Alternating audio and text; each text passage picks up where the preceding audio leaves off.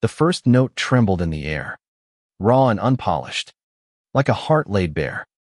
Ezra Cole stood alone on a dimly lit stage, his fingers gripping the microphone as if it were the only thing tethering him to the world. In the crowd, a cruel laugh cut through the silence, sharp as a blade. But Ezra sang on, his voice a defiant hymn to a boy he'd never named. It was 2018, in a grimy Brooklyn dive bar where the air smelled of stale beer and broken dreams. Ezra, barely 20, had poured his soul into a song about love is love, for a boy with eyes like summer storms. The crowd wasn't ready. Hecklers shouted slurs, their voices drowning out the soft strums of his guitar. Freak. One spat. Go back to your closet. Another sneered. Ezra's hands shook, but he finished the set, his voice cracking only once. Backstage, he crumpled against a wall, the weight of their words heavier than the silence that followed. He'd grown up in a small Ohio town, where being different was a sin whispered about in church pews. His mother, a devout woman with kind but unyielding eyes, had prayed for him to change. His father, a mechanic with calloused hands, had stopped speaking to him after finding a love letter Ezra wrote to a classmate. At 17, Ezra fled to New York, chasing a dream of music and a life where he could be himself. But the city, for all its promise, was a crucible. Open mic nights became battlegrounds, where his songs about loving men drew jeers as often as applause. That night in Brooklyn, Ezra met Julian Navarro. Julian was a bartender at the dive, his sharp jawline softened by a crooked smile that seemed to hold 1,000 untold stories. He'd watched Ezra's set from behind the counter, pouring drinks while memorizing every lyric. When the crowd turned vicious, Julian's fists clenched, but he stayed quiet, waiting until Ezra stumbled into the back alley, tears streaking his face. You okay? Julian's voice was low, steady, like a lighthouse in a storm. He leaned against the brick wall, a cigarette dangling unlit between his fingers. Ezra wiped his eyes, embarrassed. They hated it. They always do. Julian studied him, his dark eyes unreadable. They're idiots. Your voice, it's real. Don't let them take that from you. Ezra laughed bitterly. Easy for you to say. You're not the one they're laughing at. Julian stepped closer, the space between them shrinking. I've been laughed at plenty. You think a Puerto Rican kid from the Bronx gets a free pass? You're not alone, Ezra. Those words stuck, like a melody Ezra couldn't shake. Julian offered him a ride home on his beat-up motorcycle, and as they wove through the neon-lit streets, Ezra felt something shift. It wasn't just the thrill of the ride or the warmth of Julian's back against his chest. It was the sense that, for the first time, someone saw him, not just the singer, not just the gay kid from Ohio, but him. Over the next few weeks, Ezra returned to the bar, not for the stage, but for Julian. They talked during Julian's breaks, sharing stories over cheap coffee and stale pretzels. Julian was a painter, his canvases bursting with color and chaos, each one a rebellion against a world that tried to box him in. He'd grown up in a tight-knit family, but coming out at 16 had fractured that bond. His father called it a phase. His mother lit candles for his soul. Yet Julian carried his pain lightly, his humor a shield, his art a sword. Ezra's songs began to change. They grew bolder, fiercer, weaving Julian's defiance into every chord.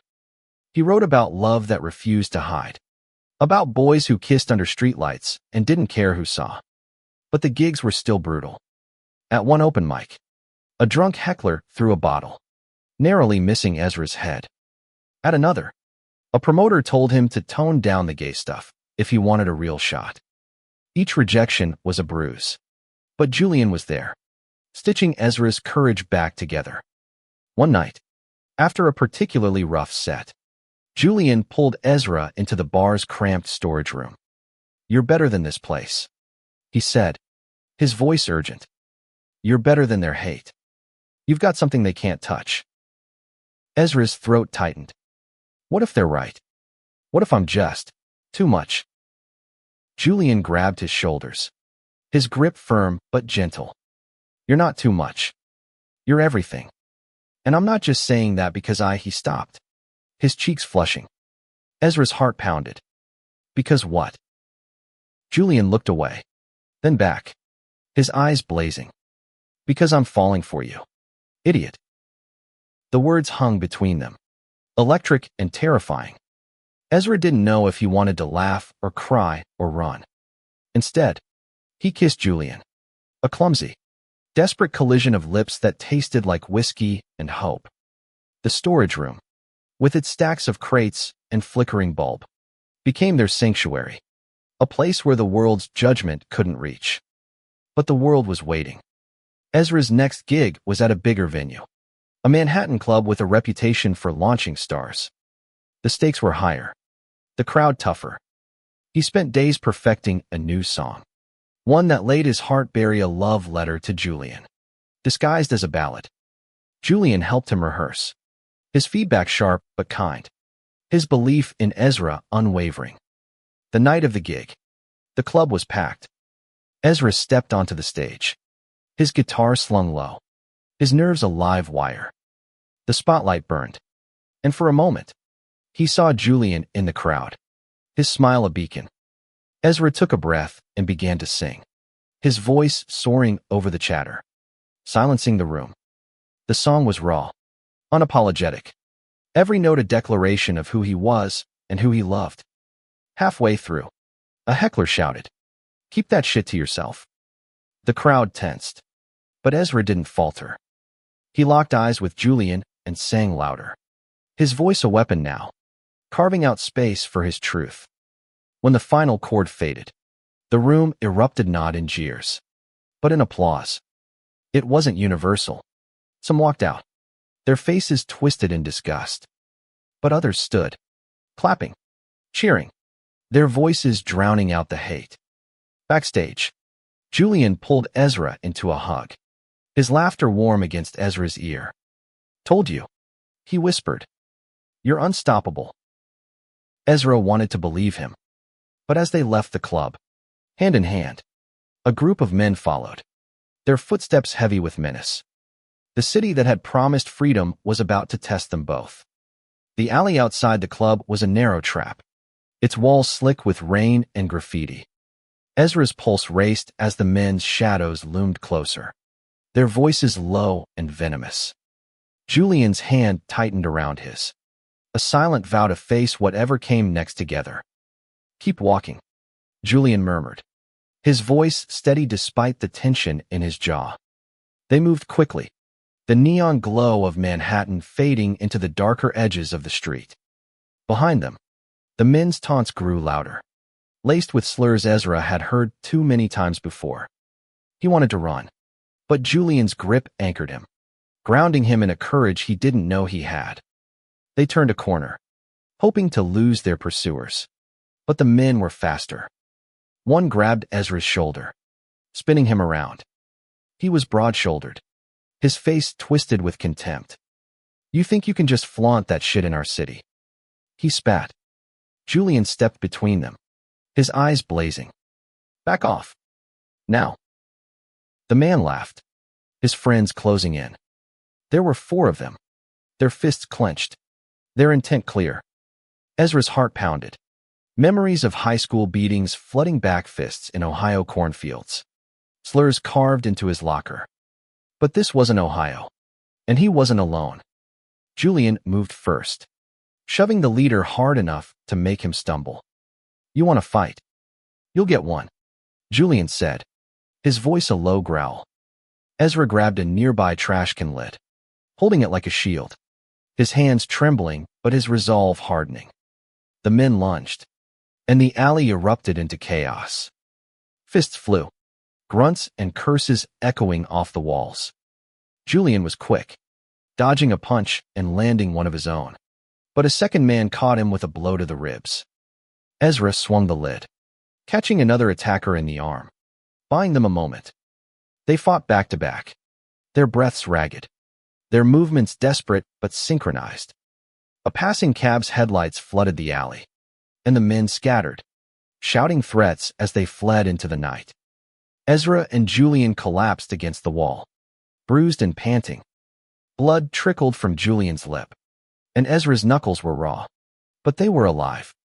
Julian laughed, a shaky sound that broke the tension. "We're a mess," he said, wiping his mouth. Ezra touched Julian's cheek, his fingers gentle. "You didn't have to do that." "Yeah, I did," Julian replied, his eyes soft but fierce. "No one gets to hurt you. Not while I'm here." They stumbled to Julian's apartment, a tiny walk-up in the Bronx cluttered with paint cans and half-finished canvases. Julian cleaned Ezra's cuts, his hands steady despite the adrenaline still coursing through them. They didn't speak much, the silence heavy with what they'd just survived. When Julian leaned in to kiss him, it was slow, deliberate, a promise sealed in the quiet. The next morning, Ezra woke to the sound of Julian humming in the kitchen, a melody Ezra recognized from his own songs.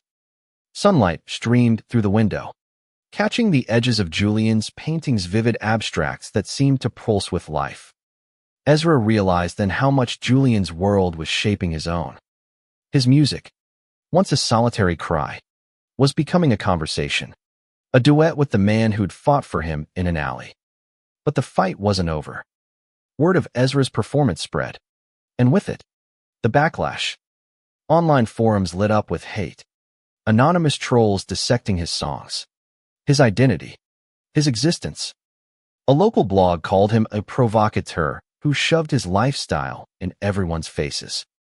Yet, buried in the noise, were voices of support fans who'd been in the crowd, who'd felt seen by his lyrics, who shared their own stories of love and struggle. Julian pushed Ezra to keep going. "They're loud because they're scared," he said, scrolling through the comments on his phone. "Your voice is bigger than their fear." Ezra wasn't so sure. Doubt gnawed at him, the kind that whispered he'd never be enough, not for the city, not for the stage, not even for Julian. But Julian wouldn't let him wallow. He dragged Ezra to open mics, to jam sessions in cramped lofts, to street corners where buskers played for tips. Slowly, Ezra's confidence grew, his songs sharpening into anthems of defiance and love. One evening, a scout from a small indie label caught Ezra's set at a Greenwich Village cafe. Her name was Lena, a no-nonsense woman with a knack for spotting raw talent. "You've got something special," she told him backstage, her card pressed into his hand. "But you need to be ready for the spotlight. It's not just about the music, it's about who you are." Ezra knew what she meant. Signing with a label meant exposing himself to a bigger audience. And with it, bigger hate. He looked at Julian, who nodded, his eyes saying everything words couldn't. That night, Ezra signed the contract, his signature shaky but resolute. The label booked him for a showcase at a midtown theater, a make-or-break moment. Ezra spent weeks preparing, pouring his heart into a set list that told his story, his pain, his love, his fight. Julian was there every step, painting posters for the show, tweaking lyrics, holding Ezra when the fear crept in. The night of the showcase, the theater buzzed with anticipation. Ezra peeked through the curtain, his stomach churning. The crowd was bigger than any he'd faced, a sea of strangers who could lift him up or tear him down. Julian squeezed his hand backstage. "You're not just singing for them," he said. "You're singing for us." Ezra took the stage, his guitar a familiar weight. The first note rang out, clear and strong, and the room fell silent. He sang of love that refused to bend, of boys who dared to dream, of a city that could break you but also make you whole. The crowd listened, some with tears in their eyes, others with fists raised in solidarity. When the set ended, the applause was deafening. Ezra stood frozen, overwhelmed, until Julian rushed on stage, pulling him into a hug that felt like home. For the first time, Ezra believed he could own the stage not just tonight, but every night. But the city wasn't done testing them. A viral video of the performance sparked a new wave of attention, and with it, a storm neither of them saw coming. The video went viral overnight, Ezra's voice echoing across social media feeds. From TikTok to Twitter, clips of his Midtown performance, raw and unguarded, racked up millions of views, with hashtags like Ezra Cole and Love Is Loud trending by morning. But with the spotlight came a shadow of vicious backlash that spread as fast as the praise. Ezra woke to his phone buzzing with notifications. Messages of love poured in, fans sharing how his songs gave them courage. Queer kids from small towns calling him a hero. But the hate was louder, more organized. A right-wing influencer with a massive following posted a rant, calling Ezra's music propaganda and urging his fans to take back the culture. Comments flooded with threats, slurs, and calls to boycott his shows. Someone doxed his address, a rundown apartment he shared with 2 roommates in Bushwick. By noon, Ezra was shaking, his hands too unsteady to hold his guitar. Julian found him curled on the couch, staring at the ceiling. "You can't let them win," Julian said, sitting beside him. His voice was firm, but his eyes were worried, scanning Ezra's face for cracks. "This is what happens when you're real. They're scared because you're reaching people." Ezra's laugh was hollow. "Reaching people? They want me gone. Julian, they want me silent." Julian took his hand, his touch grounding. "They don't get to decide that. You do." But the threats weren't just online. That evening, as Ezra and Julian walked to a diner, a man in a red cap shouted at them from across the street, his words dripping with venom. Julian pulled Ezra closer, his body a shield, but the encounter left Ezra rattled. The city, once a dream, felt like a battlefield. The label called an emergency meeting. Lena, the scout, was blunt. "This is a make-or-break moment. Ezra, the buzz is huge, but so is the hate. We need to lean into it, turn the narrative around. Show them you're not backing down." She proposed a bold move, a headlining show at a historic Lower East Side venue, a place known for launching icons. It would be Ezra's chance to prove himself, to claim his place in a city that both celebrated and vilified him. But the risks were high. The venue was a magnet for protests, and the online threats hinted at real-world danger. Ezra hesitated, fear gnawing at him. Julian, ever his anchor, spent hours talking him through it, painting a vision of a stage where Ezra's voice could drown out the hate. "You're not just singing for yourself," Julian said. "You're singing for every kid who's scared to be themselves. You're singing for us."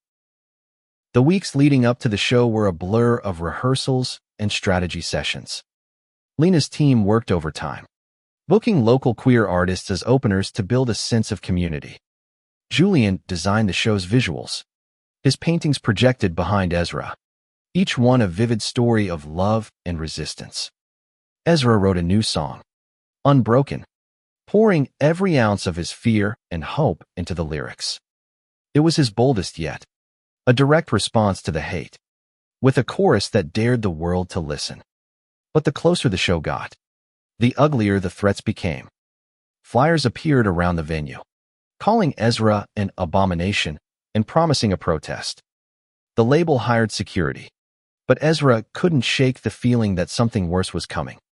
He stopped sleeping, his dreams haunted by faceless crowds and shattering glass. Julian noticed the change. One night, as they lay in bed, Ezra's head on Julian's chest, Julian spoke softly. "You don't have to do this alone. I'm with you, every step." Ezra's voice was small. "What if it's too much? What if I break?" Julian tilted Ezra's chin up, his eyes fierce with love. "You won't. And if you do, I'll pick up the pieces." The night of the show arrived, electric with tension. The Lower East Side was alive, the street outside the venue packed with supporters and protesters. Rainbow flags clashed with picket signs, and police formed a thin barrier between the two. Ezra stood backstage, his guitar strapped on, his heart hammering. Julian was beside him, adjusting the projector for his visuals, his presence a steadying force. The openers went on first, their sets fierce and unapologetic, warming the crowd into a frenzy of love and defiance. When Ezra took the stage, the roar was deafening, drowning out the faint chants of the protesters outside. He looked out at the sea of faces, queer kids with glitter on their cheeks, couples holding hands, allies waving signs that read, "Love wins." Julian stood at the edge of the stage, his smile a lifeline. Ezra's first song was unbroken. His voice, clear and powerful, cut through the air, each lyric a declaration of survival. The crowd sang along, their voices joining his, a chorus of resilience. Julian's visuals pulsed behind him, colors exploding in sync with the music, turning the stage into a living canvas. Halfway through the set, a commotion broke out near the entrance. Security rushed to contain it as shouts filtered through the walls. Ezra faltered for a moment, his fingers slipping on a chord, but Julian's nod from the wings kept him going. He poured everything into the next song, a ballad for Julian, its melody soft but unyielding. The crowd swayed, some crying, others embracing, as if the music held them together. When the final note faded, the applause shook the walls. Ezra stood, breathless, tears streaming down his face. Julian ran to him, wrapping him in a hug that felt like victory. They'd done it, not just survived, but thrived. But as they left the stage, a security guard pulled them aside. "We've got a problem," he said, his face grim. Outside, the protesters had grown violent, and the police were struggling to hold them back. Ezra and Julian were ushered to a back exit. But the night wasn't over. Something or someone was waiting in the shadows, ready to test their resolve one last time. The back exit of the venue opened into a dimly lit alley, the air thick with the scent of rain and garbage. Ezra and Julian hurried through, flanked by two security guards, their footsteps echoing in the tense silence. Outside, the roar of the crowd, supporters and protesters alike, felt like a distant storm. But the alley held its own danger, a quiet that prickled the back of Ezra's neck. They'd barely made it 10 steps when a figure stepped out from the shadows. He was tall, his face half hidden by a hoodie, but his voice was unmistakable, low, venomous. The same man who'd confronted them weeks ago in the Manhattan alley. "You think you can just walk away?" he sneered, his hands flexing at his sides. Behind him, two others emerged, their eyes glinting with malice. Julian pushed Ezra behind him, his body tense. "Stay back," he told the men, his voice a warning. The security guards stepped forward, but the leader pulled a knife, its blade catching the faint light. "This isn't your fight," he said to the guards, who froze, hands on their radios. Ezra's heart pounded, fear and fury warring inside him. He'd faced hate before, but this was different, personal, targeted, a blade's edge away from tragedy. "What do you want?" he asked, his voice shaking but defiant. The man's smile was cold. "You're an embarrassment. You and your boyfriend, prancing around, thinking you're untouchable. We're here to fix that." Julian's fists clenched, but Ezra grabbed his arm, pulling him back. "Don't," he whispered, his eyes locked on the knife. He turned to the man, forcing his voice to stay steady. "You don't know us. You don't know what we've been through. If you hate me, fine. But this won't change who I am." The man laughed, stepping closer. But before he could respond, a shout came from the mouth of the alley. A group of fans, still buzzing from the show, had spotted them. "Ezra," one called. "Phone's already out. Recording." The men hesitated, the knife lowering slightly. The guards seized the moment, rushing forward to disarm the leader, pinning him against the wall as the others fled. Ezra and Julian were hustled into a waiting car, the fans' cheers fading as they sped away. In the back seat, Ezra's hands shook, adrenaline crashing. Julian pulled him close, his breath warm against Ezra's temple. "You're okay," he murmured. "We're okay." But Ezra wasn't sure. The knife, the hate, the weight of it all pressed down on him. Back at Julian's apartment, he sat on the floor, staring at the city skyline through the window. What if this never stops? He asked, his voice barely above a whisper. What if it's always like this? Julian knelt beside him, his hands framing Ezra's face. It won't be. Not forever. You're changing things. Ezra. Every song. Every show you're making space for people like us. They're fighting back because they're losing. Ezra wanted to believe him, but the fear lingered. The next morning, the label called with news. The alley incident had been caught on video, and it was spreading fast. Supporters rallied online, condemning the attack, while the hate groups doubled down, painting Ezra as a provocateur who'd asked for it. Lena saw an opportunity. We need to control the story, she said. A public response, something that shows who you are, not what they say you are. They decided on a live stream, a raw, unfiltered performance from a rooftop in Brooklyn. Ezra was hesitant, still shaken, but Julian and Lena pushed him to see it as a chance to reclaim his voice. They spent days planning. Julian painting a massive mural for the backdrop, a vibrant explosion of color, with two silhouetted figures holding hands against the cityscape. The night of the live stream, the rooftop was alive with energy. A small crew set up cameras, and a handful of fans, vetted by the label, gathered to watch. Ezra stood at the edge, guitar in hand, the city sprawling below him. Julian was nearby, adjusting lights, his presence a quiet strength. As the stream began, Ezra spoke to the camera, his voice steady despite the knot in his chest. I've been told to shut up my whole life, he said. Told my love doesn't belong, that my voice doesn't matter. But I'm still here. And I'm not singing for the people who hate me. I'm singing for the ones who feel what I feel, who love who they love, and who aren't afraid to fight for it. He launched into Unbroken, his voice carrying over the city, raw and powerful. The chat exploded with support. Thousands of viewers typing hearts, rainbow flags, and words of love. Julian's mural glowed behind him, a testament to their shared fight. For the first time, Ezra felt the weight of his impact not just as a singer, but as a beacon for others. The stream ended with a new song, one Ezra had written in the aftermath of the alley. It was softer, more vulnerable, a love letter to Julian and to everyone who'd ever felt unseen. When he finished, the fans on the rooftop cheered, and Julian pulled him into a kiss. Unscripted and unapologetic, caught on camera for the world to see. The response was overwhelming. Record labels reached out. Venues begged to book him, and fans flooded his inbox with stories of how his music had changed their lives. But the hate didn't vanish. Protests continued, and threats still slipped through the cracks. Ezra and Julian moved to a new apartment, one with better security.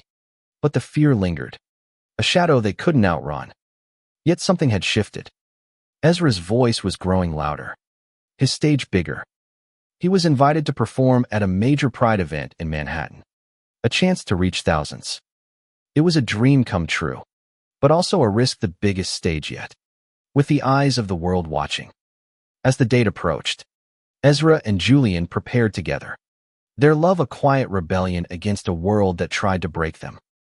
The Pride event loomed like a beacon in a battleground. Held in Hudson Yards, it was a kaleidoscope of color rainbow flags, glittering floats, and thousands of voices raised in celebration. Ezra stood backstage, his guitar slung over his shoulder, watching the crowd pulse with life. Julian was beside him, his hand a steady anchor. But Ezra's nerves were electric, his mind replaying the alley, the knife, the hate that never seemed to fade. You've got this, Julian said, his voice cutting through the noise. He adjusted Ezra's collar, a small, intimate gesture that grounded him. This is your moment. Show them who you are. Ezra nodded, but doubt not at him. The stage was massive, the crowd stretching to the horizon, a sea of faces that could lift him up or tear him apart. Lena had warned him about heightened security. Protesters had promised to disrupt the event, and online threats had spiked in the days leading up. Yet the energy of pride, the unapologetic joy, gave him courage. He wasn't just singing for himself anymore. He was singing for every person in the crowd who'd ever felt silenced. The MC called his name, and the crowd roared. Ezra stepped into the spotlight, his heart pounding but his resolve firm. He opened with Unbroken, its chords ringing out over the cheers. The crowd sang along, their voices a chorus of defiance, drowning out a small knot of protesters at the edge of the barricades. Julian's visuals, projected on massive screens, wove a story of love and resilience, each brushstroke a testament to their shared fight. Midway through the set, Ezra paused to speak. The crowd hushed, hanging on his words. "I used to think I had to hide who I am," he said, his voice steady. "I was mocked, threatened, told my love was wrong. But I'm here, and I'm not hiding anymore. This is for all of us who've ever been told we don't belong."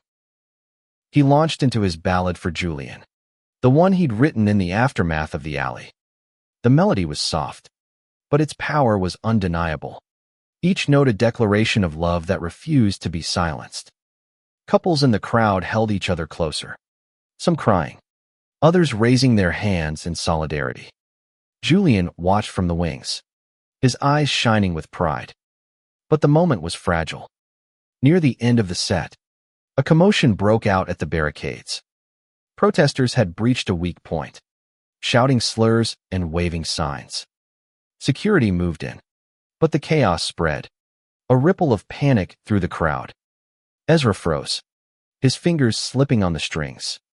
For a moment, he was back in that Brooklyn dive bar, the laughter cutting deeper than any blade. Then he saw Julian, standing firm, his gaze locked on Ezra's. "Keep going," Julian mouthed, and Ezra found his voice again. He started a new song, one he'd written just for this moment, its lyrics a call to rise above the hate. The crowd joined in, their voices overpowering the protesters, turning the chaos into an anthem of unity.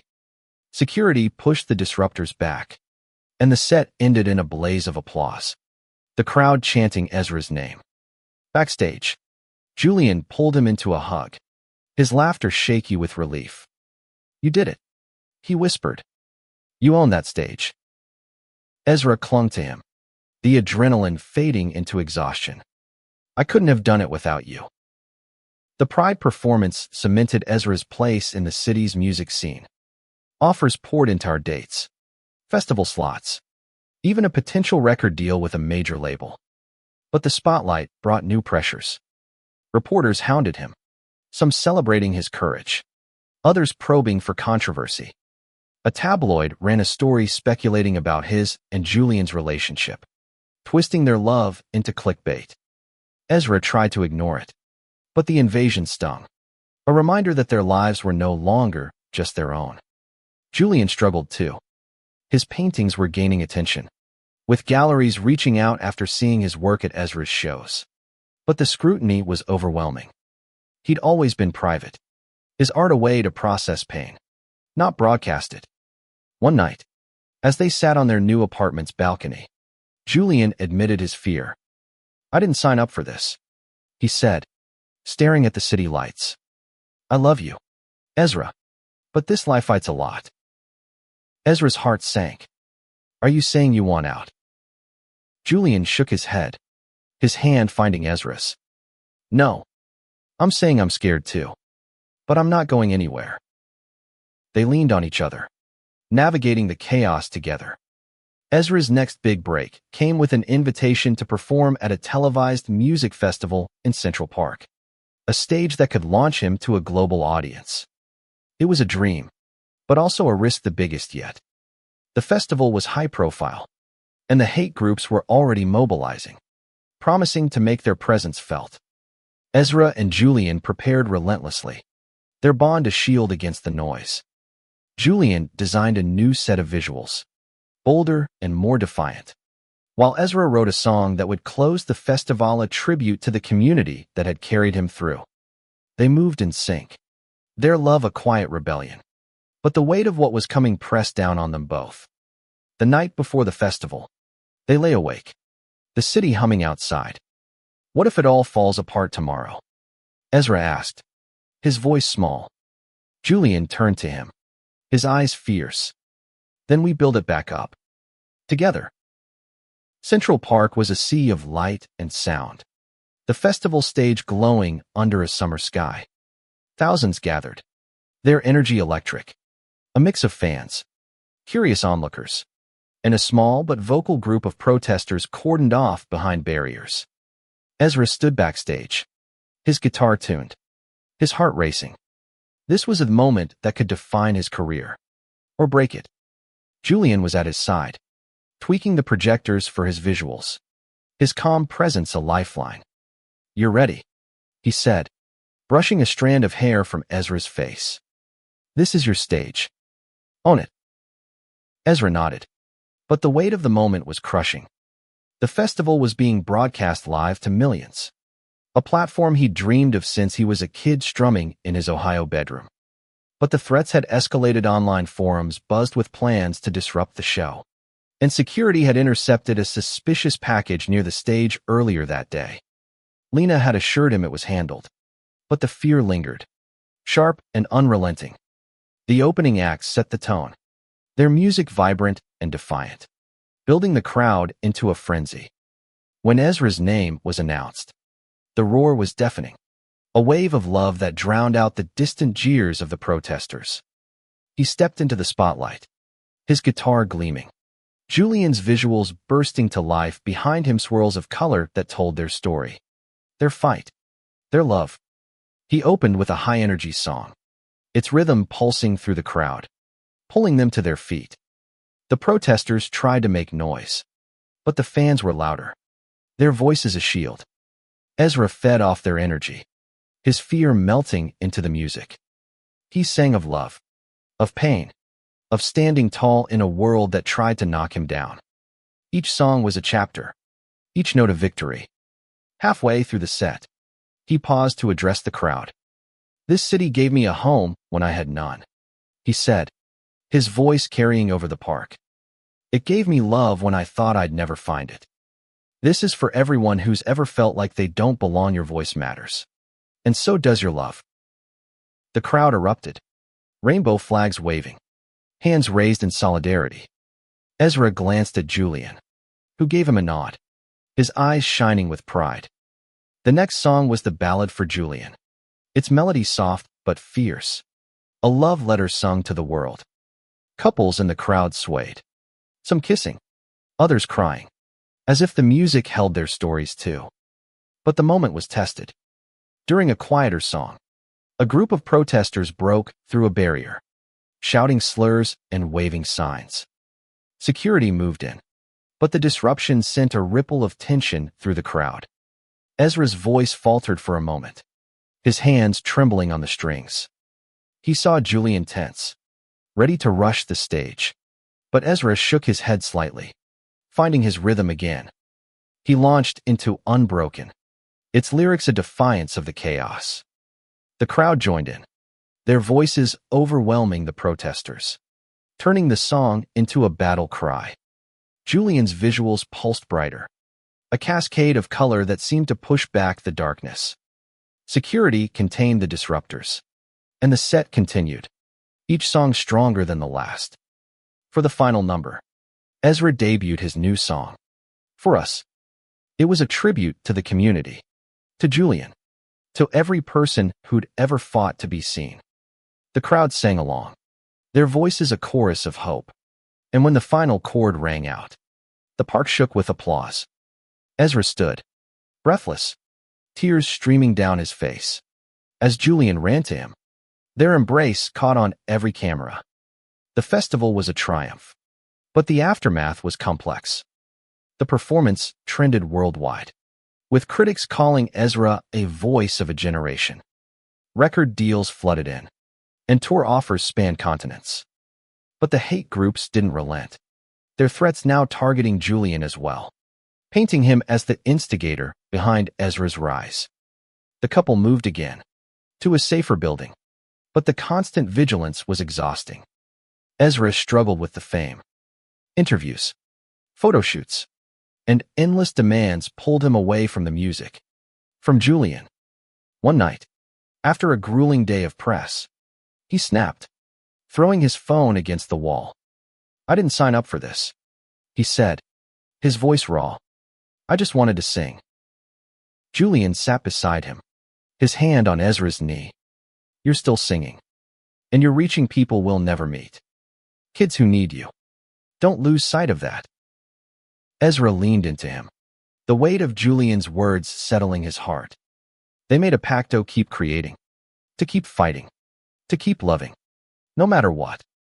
The next day, Ezra started planning a tour, one that would bring his music to smaller venues, to communities that needed it most. Julian would come with him, his art a part of the show, their story woven into every performance. As the tour took shape, Ezra received an unexpected letter. It was from his mother, the first contact in years. She'd seen the festival, heard his songs, and something had shifted. "I don't understand everything," she wrote, "but I see your heart. I'm trying." It wasn't an apology, but it was a start, a crack in the wall that had separated them. Ezra showed the letter to Julian, his hands trembling. "What do I do with this?" he asked. Julian smiled, his eyes soft. "You keep being you. That's enough." The tour began in a small club in Philadelphia, a deliberate choice to reconnect with the raw, intimate energy of Ezra's early days. The venue was packed, the crowd a mix of longtime fans and new faces, their anticipation palpable. Julian's art glowed behind the stage, his paintings now as much a part of the show as Ezra's voice. Together, they told a story of love and resilience, each performance a rebellion against the hate that still lingered. Ezra stood in the wings, his guitar slung low, watching Julian adjust the projector. The past year had tested the Mali fights, viral fame, threats that never fully faded, but it had also forged them into something unbreakable. Julian caught his eye and grinned, that crooked smile that still made Ezra's heart skip. "Ready to make them cry?" Julian teased. Ezra laughed, the sound lighter than it had been in months. "Only if you're ready to make them cheer." The tour was a whirlwind, moving through cities like Boston, Chicago, and Atlanta, each show a testament to their shared vision. Ezra's songs grew bolder, weaving stories of queer love, loss, and triumph, while Julian's visuals brought them to life, vibrant and unapologetic. Fans shared their own stories at meet and greets, tales of coming out, of finding love, of surviving hate. Ezra listened, his heart full, realizing his music had become a lifeline for others, just as Julian had been for him. But the road wasn't easy. Protesters dogged them, smaller but persistent, their signs and shouts a reminder of the world's resistance. In Nashville, a venue canceled their show after pressure from a local group, forcing them to perform in a nearby park instead. The crowd was smaller, but their voices were fierce, turning the impromptu set into a moment of defiance. Julian painted live that night, his brushstrokes a furious dance, and Ezra sang until his voice was hoarse, their art a shared act of survival. Back in New York for the tour's final show, Ezra felt the weight of coming full circle. The venue was the same Lower East Side theater where he'd faced his first major protest, now sold out, with a wait list stretching into the hundreds. Security was tight, but the energy was different, hopeful, electric, a celebration of how far they'd come. Lena, the scout who'd believed in Ezra from the start, was there, beaming like a proud parent. Before the show, Ezra and Julian stood on the theater's roof, the city sprawling below them. The skyline glittered, a testament to the dreams they'd chased and the battles they'd fought. Ezra took Julian's hand, his fingers tracing the familiar calluses from years of painting. I couldn't have done this without you, he said, his voice thick with emotion. Julian's eyes softened. You would have found a way, but I'm glad I got to be here for it. They kissed, slow and deliberate, the city a witness to their love. It wasn't perfect, hate still lingered, and the scars of their journey would never fully fade, but it was theirs. Hard-won and real. The show was a triumph.